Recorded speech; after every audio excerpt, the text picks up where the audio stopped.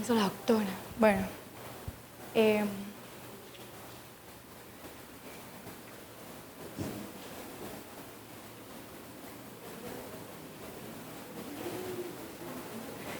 Bueno, buenas tardes. Vamos a hacer una presentación corta para la enormeza del tema, pero igual está un poco larga.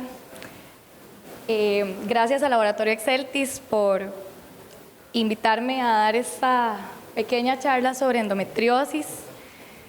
Vamos a tratar de retomar conceptos que hemos visto desde siempre, pero también de actualizar algunas cosas que realmente me han llamado mucho la atención, que se han descubierto en los últimos años, para derribar mitos acerca de esta enfermedad. Con respecto a conflicto de intereses, bueno, me invitó Exceltis. No hay otro conflicto de interés que declarar el día de hoy. Tenemos un programa que vamos a intentar cumplir. Tenemos definición, aspectos generales, vamos a pasar a epidemiología, un poco sobre fisiopatología, etiopatogenia de la enfermedad, que todavía ni siquiera sabemos bien, pero ahí les voy a contar cuáles son las teorías. Vamos a hablar de manifestaciones clínicas, las conocidas y las no tan conocidas. Vamos a hablar de opciones diagnósticas y opciones de tratamiento. Gracias. La siguiente. Entonces, de forma general, sabemos que la endometriosis es una enfermedad estrógeno dependiente. No es causada por los estrógenos, sin embargo, depende de ellos para su progresión. La endometriosis es una enfermedad crónica. ¿Qué quiere decir? No se cura. Por lo menos por el momento no tenemos una cura para la endometriosis, pero tenemos tratamientos efectivos para lograr remisiones. Es, por definición, crecimiento de tejido similar al endometrio fuera de la cavidad endometrial, ¿verdad? Ahora se sabe que hablamos de cavidad endometrial y no específicamente solo de útero. ¿Por qué? Porque ahora existe la adenomiosis, que es un tipo de enfermedad en el cual encontramos tejido endometrial dentro del músculo del útero también, ¿verdad? Entonces, no solo útero, sino también hablamos de cavidad endometrial. Tiene una clínica muy característica, la clásica paciente adolescente que se desmaya, se vomita, no puede ir al cole, ¿verdad? Que después de eso pues, le duelen sus relaciones sexuales y después de eso no logra tener hijos, ¿verdad? Entonces, tiene una clínica a veces más característica, a veces menos característica, a veces puede ser difícil de diagnosticar, pero definitivamente tiene una afectación importante de la calidad de vida y es por eso también que escogimos este tema, ¿verdad? Como para sensibilizar un poquito y para recordarles que la busquen, que la sospechen, porque además un diagnóstico tardío puede tener un impacto importante en la función reproductiva, ¿verdad? Entonces, un diagnóstico más temprano puede generar una disminución en el impacto, en la alteración anatómica y en la dificultad que puede tener esa paciente para lograr un embarazo después. Y definitivamente, abordaje multidisciplinario, ya no es el ginecólogo el que ve la endometriosis nada más. ¿Qué tenemos? Tenemos apoyo con nutricionistas especializados en endometriosis, tenemos apoyo de psicólogos que se encargan de manejar la carga emocional que puede conllevar esta enfermedad tan pesada. Tenemos especialistas en urología, especialistas en cirugía general que nos ayudan en el abordaje de la endometriosis severa, ¿verdad? Pacientes con lesiones intestinales, lesiones en los ureteros. Entonces, definitivamente ahora la endometriosis, el mejor abordaje definitivamente va a ser multidisciplinario. Sigamos. Entonces, la endometriosis, la palabra es un término que viene del griego, endo, dentro, como endodoncia, metra, útero, y osis, de patología, ¿verdad? Siga, por favor. Históricamente, es una enfermedad difícil de diagnosticar.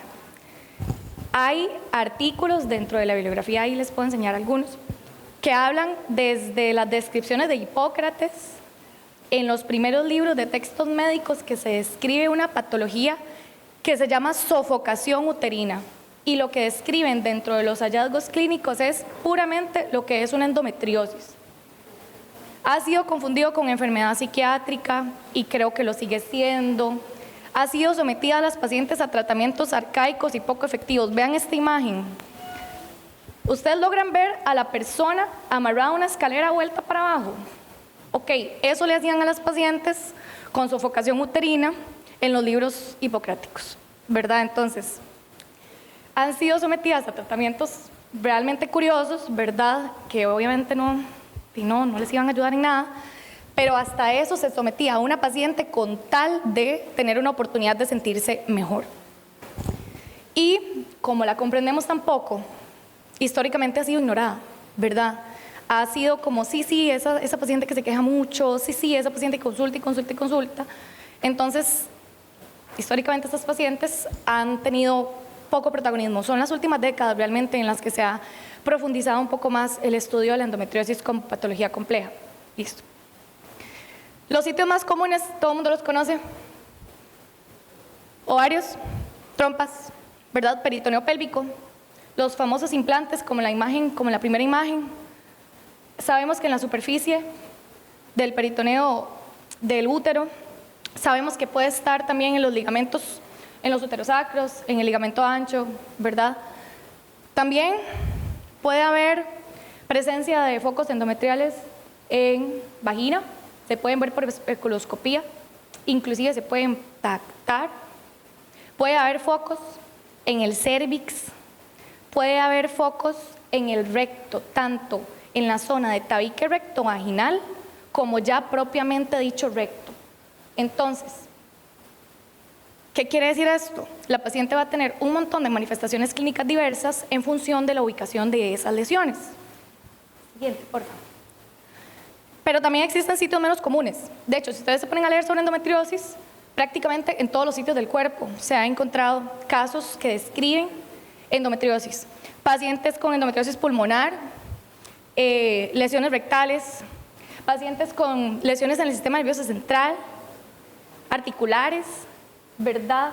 Hasta en el pericardio, en el ojo también, ¿verdad? Entonces, si tenemos una alta tasa de sospecha y hacemos una historia clínica detallada, puede ser que lleguemos a diagnósticos así de raros. Adelante. Y estamos hablando del 5 al 15% de las mujeres en el mundo. O sea, no estamos hablando de un 1%, estamos hablando de una cantidad enorme de mujeres que están siendo afectadas por una enfermedad que cada vez es más visible, ¿verdad? Incluso, vean este segundo dato, 2 a 5% de paciente posmenopáusica. ¿Qué significa eso? Que antes pensábamos que la endometriosis desaparecía en la menopausia. Ok, ahora sabemos que no es así. Sabemos que existen estrógenos circulantes formados por aromatasa, ¿verdad?, en el tejido celular subcutáneo, y que esos estrógenos pueden mantener la enfermedad activa en la menopausia. Entonces, aquí venimos a derribar uno de los mitos. La paciente puede tener endometriosis activa en la menopausia. Y no es que todas, de hecho es un porcentaje pequeño, pero ahora ya sabemos que sí puede. Se puede ver hasta en el 50% de las mujeres con infertilidad, especialmente si tienen una clínica sugestiva. Se puede ver también hasta un 21% de mujeres hospitalizadas por dolor pélvico. Esa paciente en emergencias que consultó y le pusieron X, luego le pusieron Y, luego le pusieron Z, y ya se cansó y le internó, esa paciente puede tener endometriosis, ¿verdad? Y en adolescentes, hasta un 6 a 10% de adolescentes. Y cuando la adolescente tiene un dolor crónico que no responde a anticonceptivos y tampoco a INES, casi un 70% va a tener endometriosis. Es demasiado alto, ¿verdad? Y muchas veces hemos pasado por alto estas pacientes y les decimos, no, tranquila, se le va a quitar. Ok, sigamos. Y con respecto a la fisiopatología, todavía no está 100% dilucidada. Sabemos que están los implantes ahí fuera, ¿verdad?, en la cavidad pélvica o en cualquier parte del cuerpo. Esos implantes están sometidos al efecto estrogénico. Ese efecto estrogénico causa proliferación, angiogénesis, y conforme avanza el ciclo hormonal, llega la progesterona, ¿verdad?, la fase lútea, y después la regla, sangran esos implantes, causan inflamación, causan fibrosis y angiogénesis. O sea, es como un ciclo vicioso que se autoperpetúa.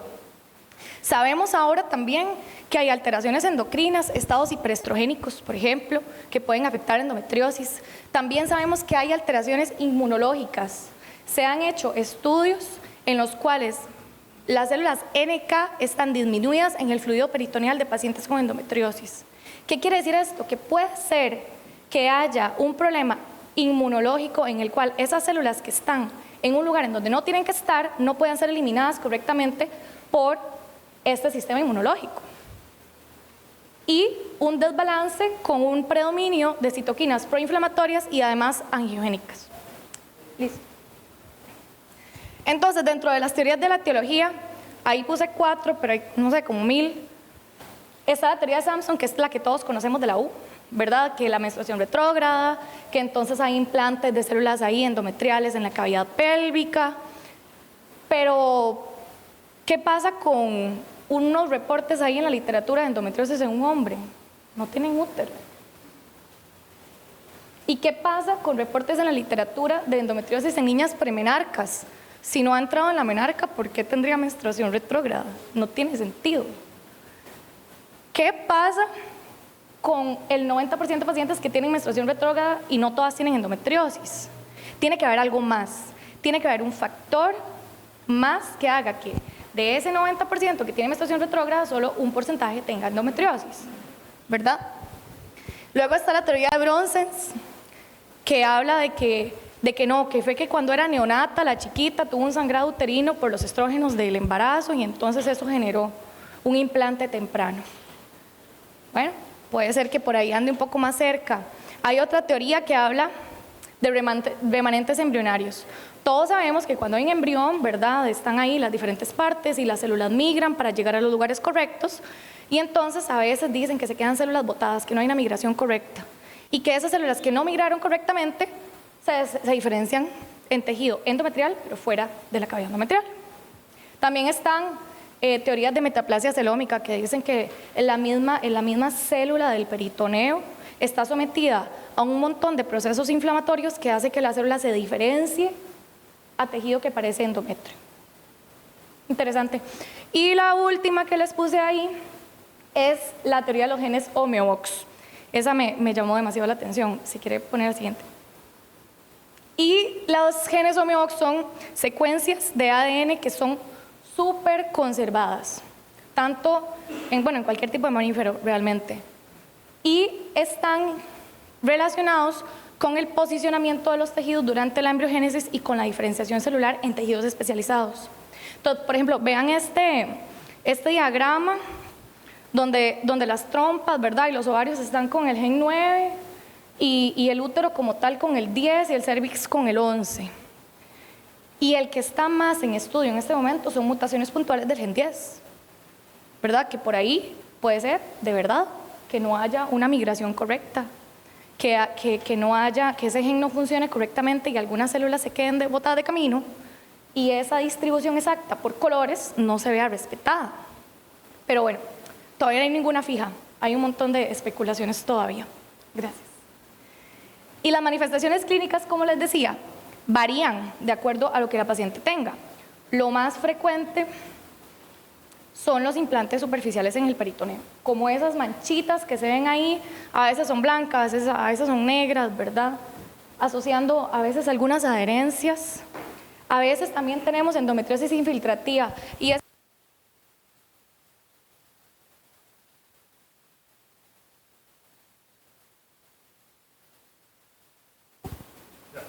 ahora sí, es una infiltración de más de 5 milímetros en el órgano. Entonces, hay endometriosis que no están solo limitadas a la superficie, sino que empiezan a infiltrar, ¿verdad? Y además están los endometriomas, que es la tercera presentación clásica. Adelante. Entonces, dentro de las manifestaciones clínicas tradicionales, sabemos que hay dolor pélvico, puede ser crónico, puede ser cíclico, hay pacientes que tienen dismenorrea severa, hay pacientes que tienen una dispareunia profunda. No es lo mismo una paciente que dice que tiene dispareunia en el introito a una paciente que dice que tiene dispareunia profunda. La dispareunia profunda se relaciona más a una endometriosis de fondo de saco posterior, ligamentos uterosacros, recto. La infertilidad. Manifestaciones clínicas que tenemos que sospechar. Síntomas intestinales. ¿Cuántas pacientes tienen dispareunia, dismenorrea y se les pone así el abdomen cuando andan con la regla?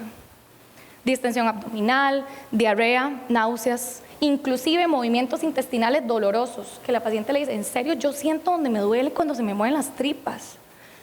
También pacientes que desarrollan disquesia cíclica, pacientes que sangran cuando les viene la menstruación, sangran con las heces. Pacientes que tienen síntomas urinarios, pacientes con disuria, pacientes con microhematuria o macrohematuria y disfunciones vesicales, pacientes con urgencia miccional. Podemos ver cualquiera de toda esa variedad de síntomas en una paciente con endometriosis.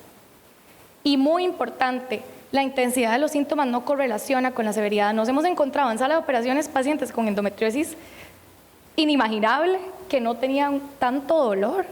Y nos hemos encontrado pacientes con demasiado dolor que lo que tenían eran 3 puntitos negros, ¿verdad? Entonces no siempre correlaciona el nivel de dolor con la gravedad o la extensión de la enfermedad. Adelante. Y también tiene manifestaciones extrapélvicas. Entonces yo les estaba diciendo que si pueden tener endometriosis en el pulmón, entonces la paciente puede tener una hemoptisis cíclica, puede tener dolores torácicos relacionados con la menstruación, pueden tener neumotórax, disneas, puede tener también alteraciones en el sistema nervioso central. Yo tuve una interna que convulsionaba con la menstruación y existen y es real. Y si uno empieza a establecer un patrón, uno se podría dar cuenta. Pacientes con cicatrices abdominales y perineales. No falta la paciente que se le abulta la cicatriz de la cesárea una vez al mes y le duele un montón. Me imagino que tuvieron que haber visto por lo menos una. No falta la paciente que le duele la cicatriz de la episiotomía. Les duele y se les abulta y les pasa la regla y vuelve otra vez a desabultarse. Y hasta que usted agarra ese tejido y lo remueve, la paciente se alivia. Adelante. Entonces, ¿cómo hacemos el diagnóstico de una endometriosis? Hay que historiar a la paciente. Es una historia clínica detallada. Hay que preguntarle cosas y hay que escucharla. Hay que tomarse el tiempo de escuchar todas las quejas que traiga, todos los síntomas que dice. Y hay que ponerle atención a los síntomas extraginecológicos, no solo la dismenorrea, no solo la dispareunia, también la urgencia miccional, ¿verdad? La distensión abdominal. Y examinarla. ¿Cuántas pacientes han llegado con una masa abdominopélvica o con una obstrucción intestinal y al final termina siendo endometriosis, ¿verdad? El tacto vaginal importantísimo, estructuras pélvicas fijas, el útero que no se mueve, el útero que le duele a la paciente desplazarlo, el útero que está lateralizado, traccionado, todas esas cosas, es importante revisarlas. Y además en un tacto vaginal usted podría encontrar un nódulo rectal, de tabique tal vez, o inclusive de fondo de saco posterior. Y si ya un endometrioma está muy pegado y muy grande, también lo podrían palpar. Y el tacto rectal le puse asterisco porque pueden pensarlo en algunas pacientes con síntomas específicos y se describe también considerarlo en algunas pacientes que son núbiles y que no se pueden revisar de otra manera, ¿verdad? Pero eso lo vamos a dejar como para casos especiales. Y estudios de imagen. Hablamos del ultra y ya no se habla de un ultrasonido tradicional, el clásico ultrasonido que solo encuentra el endometrioma y todo lo demás es sorpresa, sino que se habla de nuevas técnicas diagnósticas en ultrasonido. Ahorita les voy a contar del mapeo y de la resonancia magnética. La resonancia magnética en nuestro país tal vez tiene limitaciones, porque tal vez no hay tanto radiólogo entrenado en endometriosis infiltrativa. Entonces, tal vez le mandamos resonancia, pero no hay quien la vea, ¿verdad? Entonces tenemos que tomar eso en cuenta y siempre va a ser una segunda línea. Lo más importante ahora es el ultrasonido. Adelante. ¿Y por qué no mencioné el CA-125? Porque no tiene un papel. Todas las guías, si ustedes se ponen a leer guía tras guía, tras guía, tras guía, sí, está bien, la endometriosis puede elevar un poco el CA-125, pero un montón de patologías más también. Entonces, no te va a dar una especificidad diagnóstica. Es más, los estudios ni siquiera han demostrado mejoría en la capacidad diagnóstica en conjunto con el ultrasonido, comparado con el ultrasonido solo. Entonces, pues realmente no es necesario. Hay una molécula que se llama PGP 9.5, tal vez la escuchemos en unos años, es la que se muestra más prometedora para un diagnóstico específico de endometriosis. Apenas está en fases experimentales, pero puede ser que en unos años estemos hablando de esta molécula para diagnóstico. Y el TAC. El TAC solo nos sirve para diagnóstico diferencial con neoplasia. Cuando tenemos lesiones anexiales, bilaterales, complejas, que no sabemos si es un cáncer o qué, ¿verdad? Entonces ahí nos puede servir el TAC, pero en realidad el TAC no cumple una función primaria en el diagnóstico de endometriosis. Sigamos. Y la laparoscopía. Cuando estábamos en la U, nos dijeron que paciente que sospechábamos endometriosis había que mandarla a hacer una laparoscopía, ¿verdad? Y ahora se sabe que no. Nos basta con la clínica y con hallazgos ultrasonográficos, o inclusive solo con clínica, porque hay estudios de imagen negativos, para hacer una prueba terapéutica a la paciente. Entonces, no. La laparoscopía no es lo primero que le tenemos que hacer a la paciente. Vamos a reservarla para pacientes refractarias o pacientes con deseo gestacional que tengan alguna lesión que sea necesario quitar para mejorar las probabilidades de que logre un embarazo. Pero no, ya no va a ser el gold standard de diagnóstico. Segundo, el ultrasonido. Les estaba hablando del mapeo de endometriosis. El mapeo de endometriosis es una técnica ultrasonográfica avanzada, compleja, que se ha desarrollado en los últimos años, en la cual se revisa tanto adherencias, nódulos a nivel de los ligamentos cardinales, uterosacros, a nivel de vejiga, tabique rectovaginal. La paciente tiene que ir con preparación intestinal, de hecho, a la cita, y se dura más o menos 1 hora haciendo ese ultrasonido. Entonces no es cualquier ultra y no es cualquier persona. De hecho, ahí estamos haciendo fila para certificarnos en eso, pero no está dentro de la formación tradicional de ginecología, por lo nuevo que es. Y la resonancia pues muestra hallazgos prometedores y tiene especial capacidad diagnóstica en endometriosis profunda. Ok, y esto, importantísimo, los estudios de imagen negativos no nos van a descartar una endometriosis. Acuérdense, existen endometriosis peritoneales, así, pecas, color negro, que solo se ven en una laparoscopía, y que si la paciente tiene clínica sugestiva y darle una prueba terapéutica, le va a ayudar un montón. ¿Cuántas pacientes ustedes no se imaginarían que responden súper bien a una prueba terapéutica y ya están felices, están tranquilas, se sienten mejor, sin necesidad de meterles una cámara en el abdomen? Listo. ¿Y cómo se clasifica? Tampoco está unificado. Hay una clasificación que es la clásica de la Sociedad Americana de Medicina Reproductiva, que lo que hace es, por medio de la laparoscopía, revisar que si tiene adherencias laxas, que si tiene adherencias densas, que si tiene endometrioma, que si tiene obliteración del fondo de saco posterior, y ahí hacen un puntaje, ¿verdad? Y de acuerdo con ese puntaje dicen si es leve, mínima, leve, moderada o severa. La mínima y la leve pueden recibir, por ejemplo, medicina reproductiva de baja complejidad, pero la moderada y la severa va directo a fertilización in vitro. Básicamente para eso es esta clasificación. Siguiente. Gracias. Y el ENCIAN, que es la clasificación más reciente y es justamente la que se diseñó para el mapeo. Entonces, si una paciente llega con un mapeo de endometriosis, va a llegar con un ENCIAN. ¿Y eso qué es? Básicamente lo que hacen es, por medio de ultrasonido, buscar lesiones en ovario, izquierdo, derecho, de acuerdo al tamaño de la lesión, dar un puntaje, lesiones en trompa, trompa adherida a pared pélvica, trompa adherida a pared pélvica y útero, o trompa adherida a intestinos, y ahí se va dando otro puntaje. Y A, B y C son nódulos de endometriosis profunda que podamos ver por ultrasonido.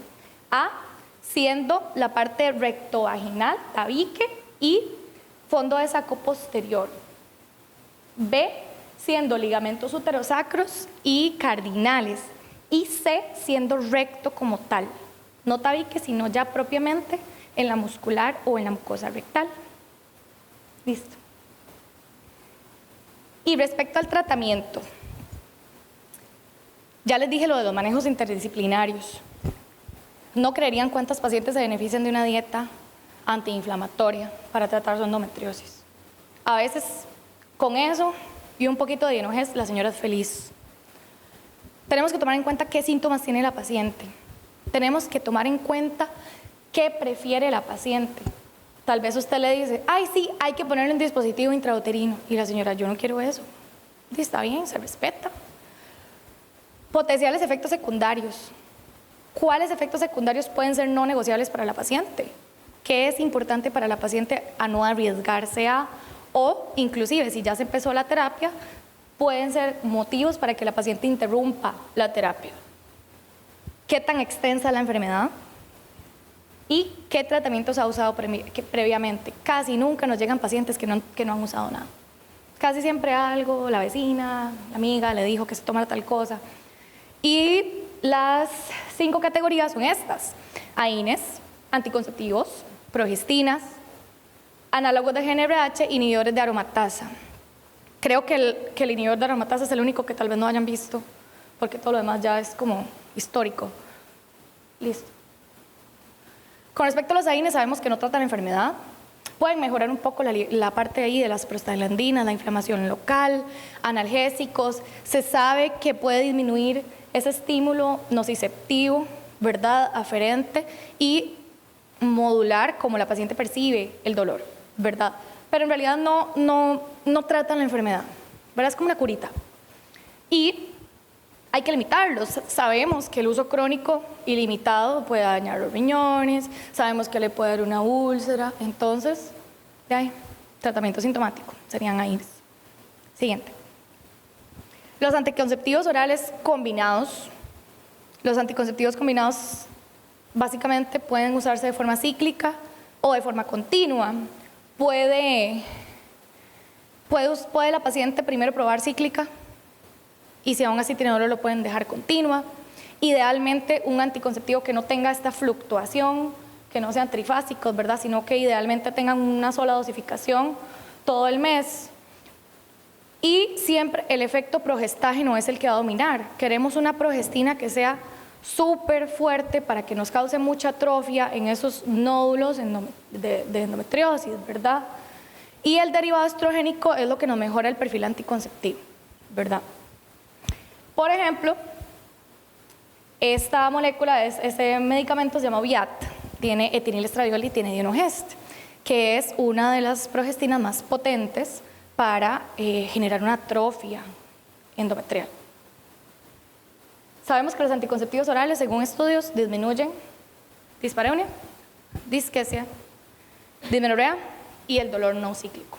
Entonces, hay estudios, la paciente puede usar en realidad cualquiera, pero traten de irse por el que cause más atrofia endometrial. Y con respecto a las progestinas solas, sin etinilestradiol, de hecho son el medicamento preferido. Son el medicamento preferido porque son compuestos sintéticos que tienen una actividad progestágena, o sea, van a causar una atrofia del endometrio y las lesiones parecidas al endometrio. Disminuye FSH, LH, puede llevar a una anovulación, puede llevar a menorrea. Y puede llevar a menorrea, le va a aliviar la vida a la paciente. No hace un bloqueo o un hipogonadismo y por lo tanto la paciente no tiene un límite de tiempo para usarlo, a diferencia de otros medicamentos que vamos a ver. Pero sí tiene un efecto antiestrogénico importante y ahí es donde nos interesa más. Hay apoptosis de las células endometriales, hay disminución de la inflamación y disminución de la angiogénesis. Entonces, básicamente, usándolo de manera sostenida, logramos hacer como que una remisión de esas lesiones que dejen de estar inflamándose constantemente. Adelante. Las progestinas pueden ser intramusculares, intrauterinas, orales. Inclusive hablan del dispositivo subdérmico en las guías, ¿verdad? Y ahí viene mucho la preferencia de la paciente y la clínica que tenga, ¿verdad? De repente una paciente con una progestina intramuscular se le alivian los síntomas que tiene, porque tal vez tenía un caso ahí suavecito.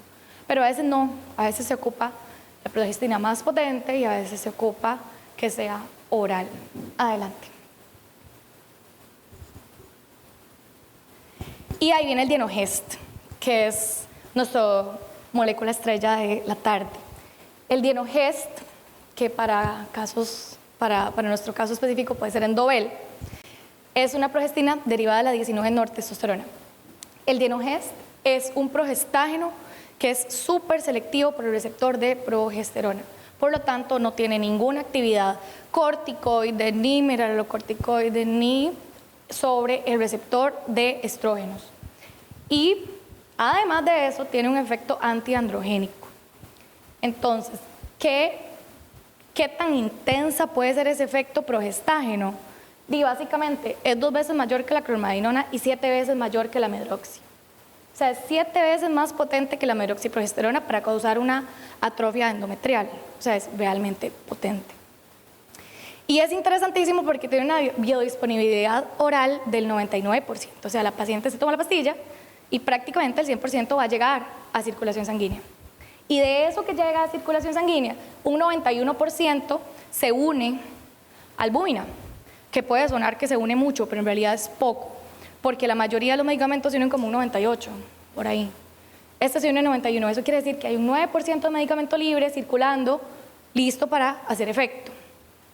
Y otra cosa importantísima es que no desplaza a la testosterona de la globulina fijadora de hormonas sexuales. Y eso porque es importante, porque si la desplazara, habría más testosterona libre y habría un efecto androgénico. Entonces, por esa parte protegemos a la paciente de evitar hiperandrogenismos no deseados. Puede seguir.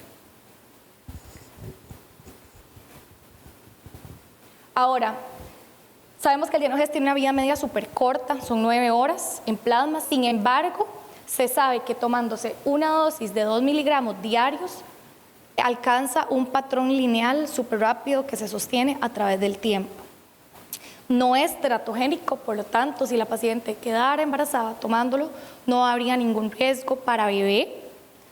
Los niveles tóxicos son altísimos. Básicamente dicen que en ratas tiene que tomar 4.000 veces la dosis estándar para que se intoxique por Dienogest. No lo han probado en personas, pero realmente debería ser una dosis muy alta.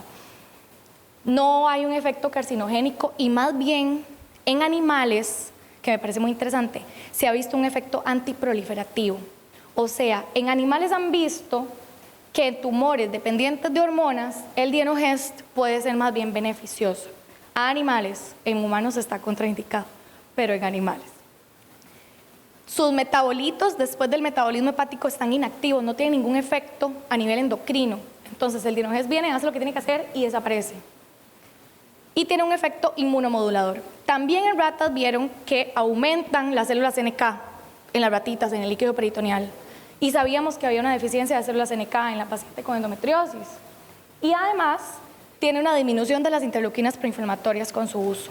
Entonces, no solo vamos a tener el efecto progestágeno, sino también un efecto inmunológico.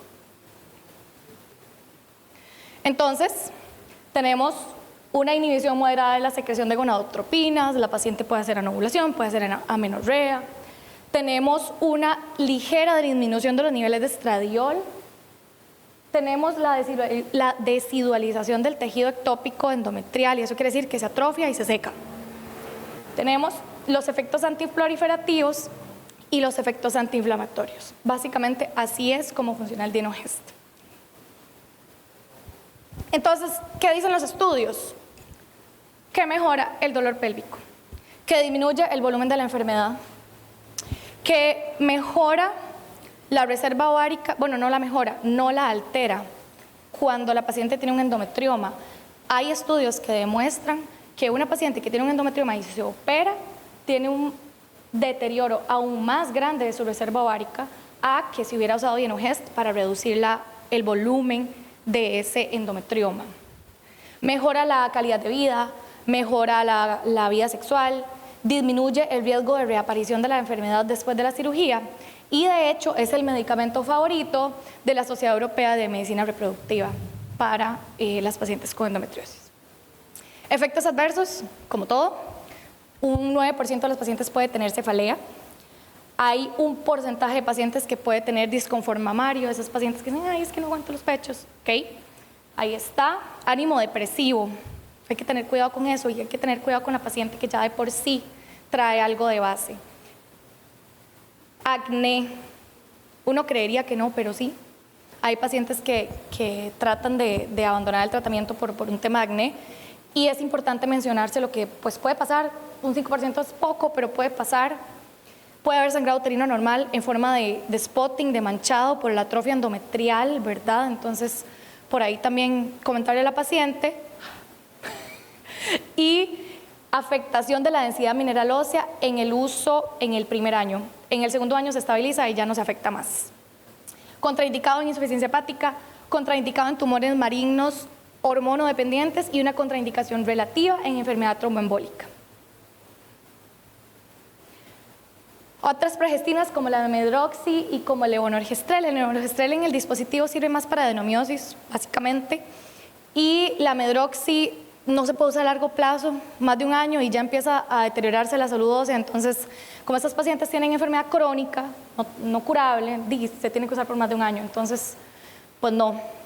Luego los análogos de GnRH causan un estado hipoestrogénico rapidísimo, pero no se puede usar el tratamiento por más de 6 meses. Por lo mismo, estamos induciendo una menopausia artificial y empiezan todos los cambios cardiovasculares, emocionales, mentales, de una menopausia. Entonces, estos tratamientos súper efectivos, la paciente se siente súper bien, pero están limitados a poco tiempo. Y ni siquiera son mejores que las progestinas en los estudios. Bueno, sigamos. Los inhibidores de aromatasa, letrozol, anastrozol, ¿verdad? Los famosos inhibidores de aromatasa del cáncer de mama, se ha demostrado que se pueden usar en conjunto cuando la paciente mejora, pero no mejora lo suficiente. En conjunto tal vez con el Dienogest, en conjunto con un dispositivo liberador, en conjunto con anticonceptivos, pero sigue siendo segunda línea, ¿verdad? No lo vamos a usar de primera línea, o lo podríamos considerar en casos especiales. ¿Qué le van a dar a una paciente con cáncer de mama que tenga endometriosis? Un inhibidor de aromatasa sería una buena idea. Adelante. Hay un montón de terapias no farmacológicas a la gente que le gustan las matas. Flores, ajo negro, curcumina, melatonina. Se ha visto en estudios observacionales que pueden mejorar los parámetros inflamatorios, pero no están aprobados como terapia. Ahora bien, si la paciente quiere usar cúrcuma, no le vamos a decir que no, ¿verdad? Sabemos que existen disminución de los parámetros inflamatorios, no la va a curar, pero puede ser que la haga sentir mejor. Ya tengo que correr, ¿verdad? Sí. Otra. ¿Y qué pasó con la cirugía? ¿Por qué la mencioné poquito? ¿Por qué la estoy dejando casi para la última diapositiva? Esto es una laparoscopía en endometriosis severa. Vean el recto ahí adherido, ¿verdad? Ahí está tapado el ovario, pegado con la trompa. Es una cirugía súper difícil, con riesgos importantísimos de lesión intestinal, de lesión uretero, hasta de pérdida de alguna trompa, intentando uno liberar. Y en realidad la cirugía está perdiendo un poco su papel al haber terapias sistémicas efectivas. La reservamos, repito, para pacientes refractarias o con una lesión que no mejora a pesar de los tratamientos. Las guías hablan de máximo, el objetivo es operar como un máximo de 2 veces a una paciente con endometriosis en su vida por endometriosis. No es como antes, que tenía dolor otra vez y la metíamos a sala y le dejábamos ahí el anticonceptivo y tenía dolor otra vez y la volvíamos a meter a sala. Ahora es, disminúyalo todo lo posible. El abordaje quirúrgico ideal es el laparoscópico y el mapeo de endometriosis nos va a ayudar un montón a diseñar la cirugía. Si ya sabemos que tiene una lesión en el sigmoides, que es grande, y que tal vez sea oclusiva o semioclusiva, entremos con un cirujano que esté experto en resección laparoscópica, ¿verdad? O si se le detecta un nódulo en el uretero, entremos con un urólogo que nos pueda ayudar a rescatar ese uretero. Listo. Y me hubiera encantado hablarles de endometriosis y nutrición, endometriosis y ejercicio, endometriosis y patología psiquiátrica, microbiota, infertilidad, nanotecnología. Hay 1000 cosas que hablar y podríamos hablar tal vez un día entero, pero hasta aquí llega la charla porque ya no me da tiempo. Muchas gracias.